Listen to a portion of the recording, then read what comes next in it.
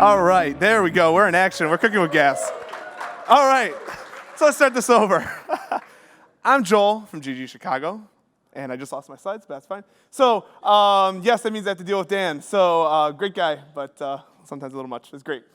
So, we're going to talk today about how to recording your sessions, your meetups, your DevFests, why it may be a good idea to do so, and ultimately how to kind of give some tips and tricks of things that worked for us and things that didn't work for us. So how did we start recording our sessions, right? Started off as an experiment, a rather expensive experiment. So really the first thing is we were inspired as community leaders. I mean, we come to these summits, we go to major conferences. Nothing is better than coming back and saying, hey, look, I got some sessions to share with my team, my friends, my community, right? So that's something that we kind of wanted to build in our community, but we really didn't know how. Sometimes we also ran into issues of venue space, right? Where our meetups venues, we had great meetup venues places, but we didn't have enough seats for our audience, or maybe they were too big. We didn't have funding for specific places. So what we used is we kind of relied on video recording or streaming to kind of address that situation, right? With some extra DevFest budget, we kind of tried to replicate what we did on our side at a conference scale. So some of you may be familiar with like Twitch or streaming games online. We kind of tried to replicate that at scale. It was kind of a very unprofessional thing, and we're like, it's going to be really expensive. Will this work? I don't know. So we kind of took a stab and said, let's see how this goes. So as I'm kind of alluding to, recording your talks is not without risk. It's not just something that you just record and you're good to go, right? I'm not a professional videographer by trade. I don't have a great camera, right? And really, it's could be really expensive as a DevFest, right? Every dollar counts. We get a certain funding per head. So we didn't know if we would have the funds for these recording equipments or if it would even be worthwhile. And the last one is in a conference setting. It's a lot of work. You should ask my organizers how was the hour afterwards in doing this. So some of the pros, right? Let's start with like what are the good reasons to do like recording or live streaming or whatever. Really, at least for us, we saw it as kind of a pride and fulfillment, right? Incentivize people to speak at your meetups. So do you not get a sense of pride when you go and potentially speak at a conference and you have your talk recorded and you're like, hey, I'm on YouTube. It's kind of cool, right? I don't know. At least I kind of get a kick out of this. So it kind of gives speakers something that they can walk away with and share, kind of building that community, and ultimately lets you share it with your community, right? Something you can kind of replicate. I don't know how true this is, but as a community leader, I mean, you could see this kind of as a maturing thing. So you see conferences grow over time, and in time they add video recording, right? A lot of people ask, hey, is the talk recorded? I know I've heard it a few times here today, right? Because we hear a lot of great content, and we really want to keep that energy and share it, right? And as I found out, some speakers require their talks to be recorded, right? Their employer won't pay for them to fly out to your conference unless they show that you are making an impact. You are telling someone about what a platform, or you just need to have that as a kind of a proof, I guess, for an employer or whatever, right? So that was something that we kind of found out in kind of growing this. Not a direct reason why we did it, though. Is that an alibi? No comment. By recording our talks, it allowed us to kind of grow and extend our social presence. So we used things like Twitter, and YouTube to kind of grow our community from just a meetup to something more. I'm not saying that meetup is bad, but meetup is a great tool for structuring your actual events, right? Your day-to-day of your monthly events, people show up, people register, they kind of go. But by having that social presence, especially on Twitter or a social platform like that, it enables you to do three things. The first of which, it lets you increase collaboration. By collaboration, I mean it allows you to kind of, in a social sense, promote other events, right, or other communities in your city. So we have like local Women Who Code groups. We can retweet their events. They can retweet our events, right? If they have a great talk, we can share and distribute that talk as well. Lets you kind of engage with your community, right? We're using the hashtag today to share all our awesome, beautiful Miami beachfronts and whatever. So use that to kind of not only share that content, build that community, but also see real time what's going on, right? Is someone unhappy? Is someone really excited? Is there a talk that is going great and you could pivot, right? Figure that out. You could use the platform in that regard. The last one is kind of support. And it's kind of an interesting one. So I'm not gonna lie, I have a superstar. We all probably have superstars we follow on Twitter, right? And we're like, oh, they like their posts, right? And you feel super awesome and you're like, oh, this is great. They agree with what I said or whatever, right? So you can kind of instill that confidence inside of your local community, right? And that's pretty cool. You build that brand up as, hey, my GDG, whatever city, we're gonna be building that and sharing and helping one another out. So it kind of lets you communicate your message across multiple platforms.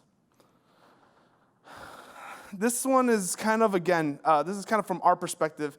We saw a growth number. I mean, yeah, we saw a growth. I don't know, I can't fully attribute this to our recordings and stuff in any way, but hey, we did see consistent growth. I know that a lot of fear comes when you record, that people will stop showing up, people will stop following, so over year, we're growing. I don't have any actual metrics into this, though, but it's good.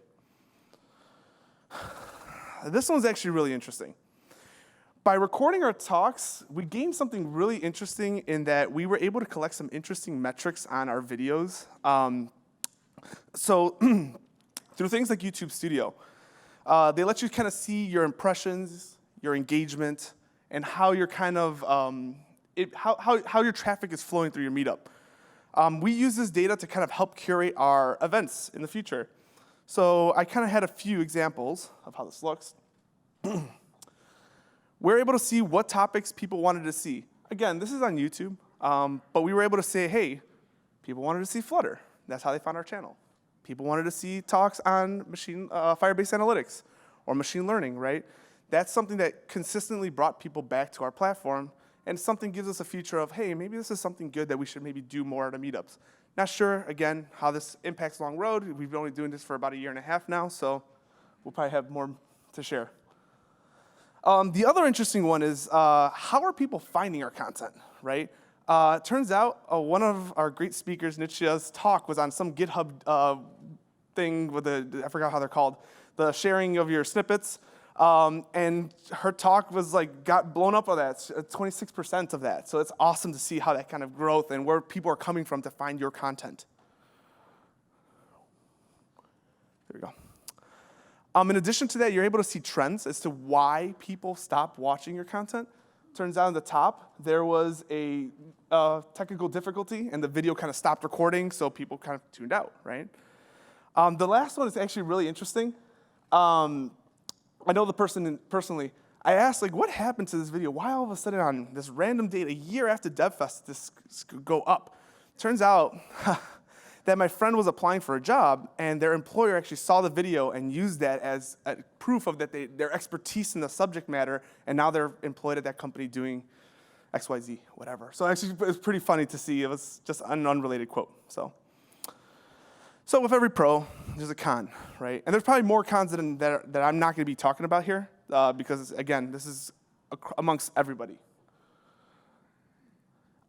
I got to address the elephant in the room. Hey, look, there may be a potential loss in attendance, right? It's our biggest fear. We want to engage our community, but nothing is more tempting that, maybe I'll skip this one because I know it's going to be recorded. I'll skip it because it's going to be live streamed, right? Fortunately, we have a large community in Chicago, but this is not very true. I've heard that someone has a community that is as small as 4 people coming to their talks, right? This might not work in that community. I don't know. So I hope that this kind of spawns a dialogue more so out than anything me telling you how to magically record all your talks and do it. I hope this kind of spawns a dialogue of how we could all kind of share content even after the fact of our events. There we go. Yeah. It's more work and responsibility on top of everything that we are already doing. As Lloyd alluded to earlier, you have to find a venue. You have to find a speaker. You have to find a time and coordinate all that and hope that everything just magically aligns. And then on top of that, you now have to add video recording and potentially editing your talk, right? There's no immediate reward for recording your talks, but there's immediate work that is associated with doing that. So do you have to set up and tear down? Do you have time to edit that video? And what happens if you can't attend, right? Do you just not record? What if that is a requirement or whatever? And then, I'm mentioning this again, during DevFest, hand off responsibility as much as possible. It literally crushed me, like a lot, like to the point of my soul like died. Thanks, Dad. So, lessons learned and what to expect when you're recording your talk. So I've tossed the words around live streaming and recording. They're not interchangeable words. They have a place in different topics and different parts, right? Live streaming is as the event is going on, the event is actively being streamed on the internet, available for the customer or your community, customers, community to watch, comment, and follow along. These are great for large audiences. If you're doing a study jam, I know that sometimes those can get larger than your venue space may have, right? Everyone sees free quick labs for a month, and they all want to come, but you only have 50 seats, and you really can't go over it because of fire limits or whatever, but then you have the live stream link to help facilitate those people to follow along.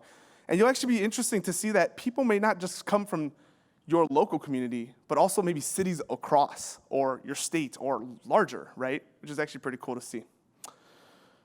Again, a con, it could potentially reduce your live stream or your actual live attendance. So use it wisely. Again, for recording, it's the ability to stay engaged. It gives you an ability to stay engaged, to rewatch and share that content. You can take that video, go to your employer and say, hey, here's how I want to integrate Firebase Analytics into our platform. Great, how do we do it? Well, I went to a talk yesterday. It looks like it's something we could do, right? It'd be great. Again, a con that is over time, as people get used to the recording, they may be like, I just skip it. I'll just watch it later, right? So kind of use it wisely. Some strategies around that reduced attendance is kind of incentivize it. So we have a lot of folks in our community who do great swag. So I know Stacy, sometimes you do those awesome like WTM stuff. She's pulling it out right now. So we have great people in the community who have these templates or potentially things that you could share. Use that to incentivize people to come to your events. We do small little prizes from time to time. Like little Google Homes, we get enough of those, right? So, but yeah. Addressing the elephant in the room is recording budget. It's not just a dollar expense. It is also a time expense, and not everyone has the time to edit video. So when you talk about recording, there's a few things you could do. The first thing is, hey, I'm just going to hire professionals. They know what to do, and they could probably do it way better than I can anyways. So why not just hire them? Problem is we have limited budget. We may not always have the funds to hire professional recorders. Purchasing equipment. You can start with it, but are you going to actively use it? Is it just going to collect dust? How does that look over time? And then again, there's time lost in editing and recording not lost, but you have to spend time in doing so. So things to consider, is it CapEx, OpEx? Do I hire someone? Or do I buy the equipment to do it, right? A strategy that actually came up after our DevFest was integrating sponsor logos into the slide deck. As people are watching, kind of have a rotating carousel of sponsors, where a sponsor may not want to buy a table to recruit, but maybe they want their presence at a video. Maybe do before the talk starts, have like a flashing animation. I think I saw a video from DevFest Minnesota where you have like a flashing logo before. Use that as kind of a platform to add a sponsor package or something. And then really make recording simple, keep it short, trim the beginning, trim the end, onto the next one. Trim the beginning, trim to the end, onto the next one. All right, so I'm gonna give some tips on how to get started with it, some things you could do and take away. I'm not gonna be able to go into installing it and stuff like that. I only have 7 minutes left now, but this is how we kind of do it. So we started with QuickTime on Mac OS or Game DVR on Windows 10. It was great. It allows a consistent screen to be recorded. It allows a microphone to be recorded. It was great. The problem with this is you lose the speaker presence, right? Typically when you watch a conference talk, you see the slide deck, the speaker doing their jazz and dance or whatever, and potentially a logo and whatever. You also need to use your laptop to record. Sometimes speakers come with their own laptops, right, to these events, and they want to use their equipment to present. They may have videos. They may have a bunch of media. And you also lose kind of sense of style, right? When you're watching a recorded screen, it ends up being like a tutorial like you watch on YouTube to learn how to code, right? It's kind of like these kind of slides, and you just see you don't see really much else. Another addition to this is you could use just a handy cam or a webcam. I was talking again, Lloyd, thank you yesterday. Using that as a base, it's better than nothing, right? Start with that. So for phase 2, this is kind of where we are in GDG Chicago, is we have an external capture device.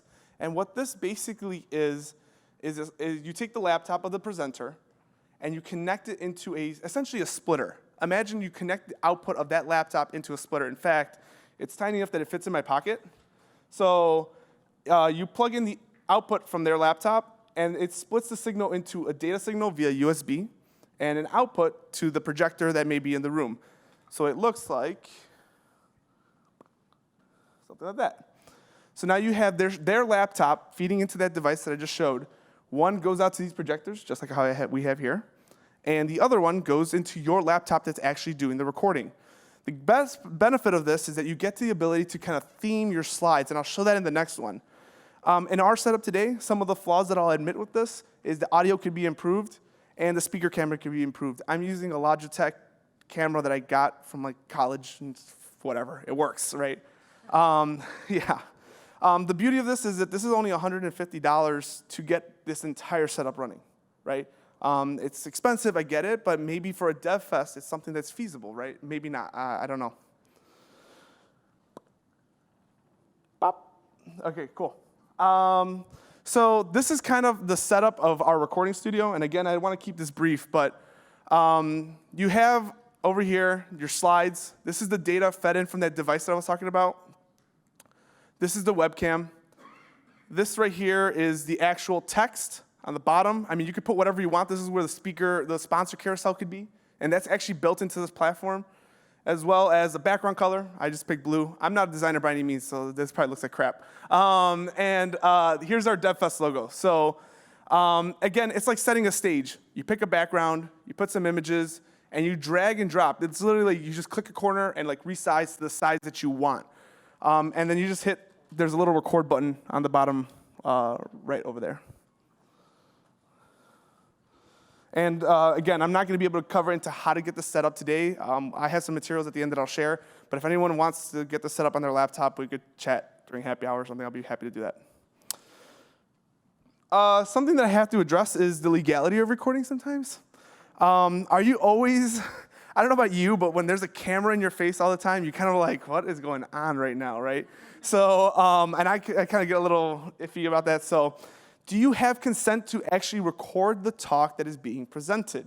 Does the speaker confirm they're not plagiarizing someone else's talk at your conference, right? Especially when you're distributing this, because then now you're brought into this loop of legality, right? Are you allowed to edit the speaker's talk, right? Do they give you permission to edit maybe even just the voice or the volume, right? You got to make sure you have their permission. And ultimately, can you redistribute this, right? Can you share this content as your community? So kind of a best practice is we have like a little Legalese. I put it in a doc. Again, I'll share at the end. It's probably not super professional. I would love if anyone could come up with a better one, but I just looked at some other open source conferences and kind of looked at their code of conduct as well as their recording recording Legalese, and use that as a baseline, right? Can it be improved? 100%. I mean, even our summit today, we have this everywhere, right? The photography notice that you are being here, you're being recorded as part of the event to be shared and distributed. This is the best one. Be ready for the unexpected. We all know our venue for like DevFest and meetups. How well do you know that venue? And trust me, I have to ask this because get to the our DevFest, we have all our setups. Turns out we have VGA. Kyle's laptop was flickering on stage for the past 10 minutes. What's going on in this venue? Outputs are ridiculous. you really have to know your venue and have this to the T. So you may have to ask for walkthroughs before your event starts, because ultimately it's going to impact. Even something as simple as the lights being on or off could potentially impact your recording experience, right? And you want to make sure you have everything as best as possible. So I have about a minute left. So I did want to just kind of wrap up with a few resources. The tool that you saw earlier was OBS. It's Open Broadcast Studio. If you want help on how to use QuickTime, there's Apple support. There's also Microsoft support. Yeah, I know. You're probably seeing Xbox there is because the Windows recording tool is actually under the Xbox tab, under some game, under screen recording. It's hard to get to. Just look for Xbox game DVR. That's all you gotta look for. In addition to this, I hope they share this, but there is Amazon shopping list of everything that we used at our DevFest. I think it totals out to like less than $200, and that's accounting for things like hard drive space and et cetera. And I'm also working on a work in progress resource guide that I would love feedback, and maybe even we could all collaborate on what works for us. Because again, this is just my story of how our community did it, but I find that a lot of folks have done this into some effect. Some have gone the professional services route, some have done it themselves. I would love to see if we could somehow make this a common topic that we could collaborate and work together on. And with that, I want to say thank you for coming to my talk.